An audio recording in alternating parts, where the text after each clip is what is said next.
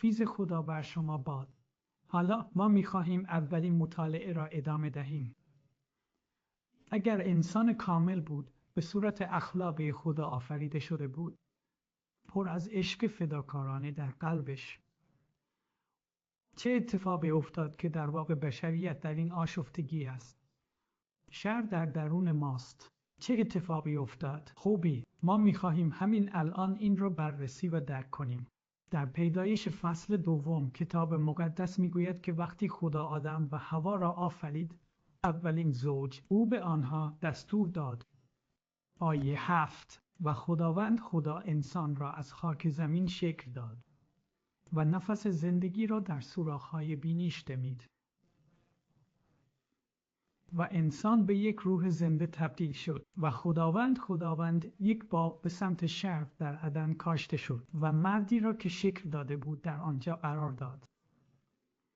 و از زمین ساخته شده یهوه خدا به رشد هر درخت است که به چشم خوشایند است و برای غذا مفید است و درخت زندگی را نیز در میان بهشت قرار داده است و درخت معرفت خیر و شر. آیه 15: و خداوند خدا آن مرد را گرفت و او را در باغ عدن قرار داد تا آن را بپوشاند و نگه دارد.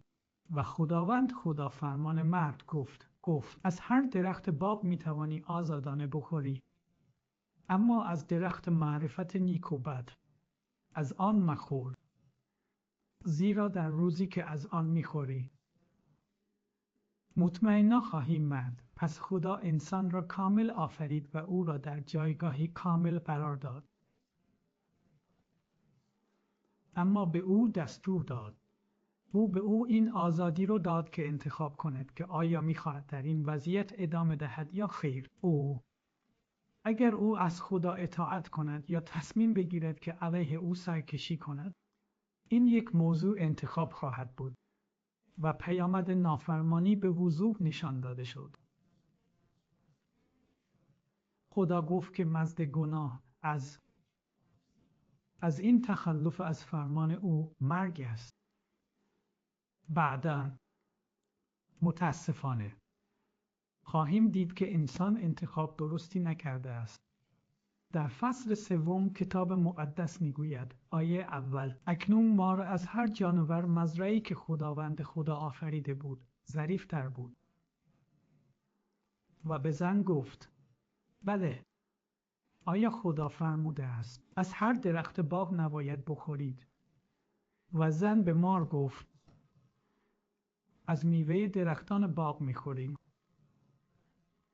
اما از میوه درختی که در میان بهشت است خدا فرموده است از آن نخورید و به آن دست نزنید، مبادا بمیرید. و مار به زن گفت: مطمئنا نخواهید مرد، زیرا خدا میداند که در روزی که از آن میخورید آنگاه چشمان تو گشوده خواهد شد و شما مثل خدایان خواهید بود، دانستن خیر و شر. و چون زن دید که درخت برای غذا خوب است و این که برای چشمها خوشایند بود و درختی که برای حکیم کردن آرزو شود، از میوه آن برداشت و خوردم و همچنین به شوهرش داد تا با او و او غذا خورد و چشمان هر دو باز شد و آنها می دانستند که برهنه هستند و برگ‌های انجیر را به هم دوختند و برای خود پیشبند ساختند. و آنها صدای خداوند خدا را شنیدند که وارده در باغ در خانکی روز و آدم و همسرش خود را از حضور یهوه خدا در میان درختان باغ پنهان شد. و خداوند خدا آدم را نداده. به او گفت: کجایی؟ و او گفت: صدای تو را در باغ شنیدم و من می ترسیدم چون برهنه بودم و خودم را پنهان کردم. و او گفت: چه کسی به تو گفت که برهنه هستی؟ آیا از درختی که به تو فرمان دادم که از آن نخوری؟ و آن مرد گفت: و زن: کسی که با او به من عطا کردی و برای بودن با من او درخت را به من داد و من غذا خوردم. و خداوند خدا به زن گفت: این چه کاری انجام داده ای؟ و زن گفت: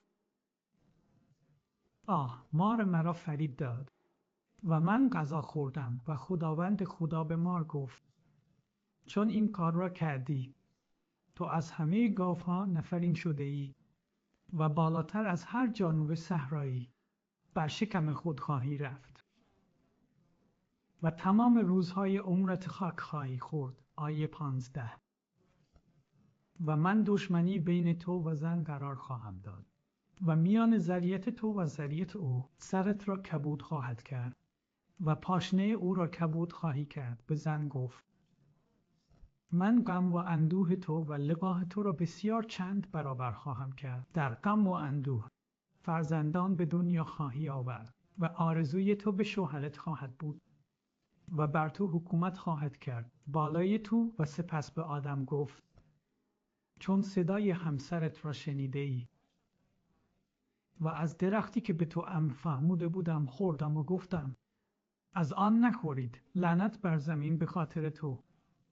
2023 در غم و اندوه تمام روزهای زندگی خود از آن بخور. خار و خار نیز برای تو بیرون خواهد آورد و گیاه صحرا را بخور. در شیرینی صورت خود نان خواهی خورد تا به زمین برگردی، زیرا از آن برداشته شدی، برای خاک تو هستی و به خاک باز خواهی گشت. و آدم نام همسرش را حوا خواند زیرا او مادر همه زنده ها بود. آیه 22. و خداوند خدا گفت بنگرید آن مرد مانند یکی از ما شده است، خوب و بد را بشناسیم. و اکنون مبادا دست خود را دراز کند و درخت حیات را نیز بگیرد و بخورد و تا به ابد زندگی کند. خداوند خدا او را از باغ عدن فرستاد تا زمین را که از آنجا برده شده است شخم بزند. پس آن مرد را بیرون کرد و در شرق باغ عدن کروبیان و شمشیری شعله‌ور قرار داد که به هر راه میچرخید تا راه درخت حیات را حفظ کند. در اینجا ما علت رسوایی خود را میگوییم. انسان از خدا نافرمانی میکند. اگر به خاطر این نبود همه ما تاکنون در عدن خواهیم بود، که به این معنی است که این کلمه عدن به معنای بهشت است. همه چیز عالی بود تا لحظه‌ای که او مرتکب اولین تخلف شد. پس علت همه مشکلاتی که امروز داریم، به آن فکر کنید، خشونت. می توانیم بگوییم خودخواهی، می تواند بگوید غرور، می توانیم بگوییم و بسیاری از چیزهای شیطانی. همه آنها در یک دسته کامل بعد از اینکه آدم و حوا تصمیم گرفتند از خدا نافرمانی کنند به صورت یک دسته آمدند. اما آدم و ما بدون امید باقی نماندیم. خدا حتی در این روز در خود قصد داشت کسانی را که در آن زمان پوسیده بودند نجات دهد. در مورد پیدایش فصل 3 او در آیه 15 وعده داد و من دشمنی بین تو و زن قرار خواهم داد و میان ذریت تو و ذریت او و سرت را کبود خواهد کرد و پاشنه او را کبود خواهی کرد. اینجا او به نوعی توضیح میداد یا نشانه هایی میداد که مدیان نجات از گناه و مرگ را فراهم خواهد کرد. و این نکته اصلی انجیل است، از پیامی که از طرف خدا آمده است. خدا به ما امید داد. چه امیدی به ما داد؟ ما این را در ویدیوی بعدی خواهیم دید. لطفاً ما را دنبال کنید. خدا خیرتان بدهد.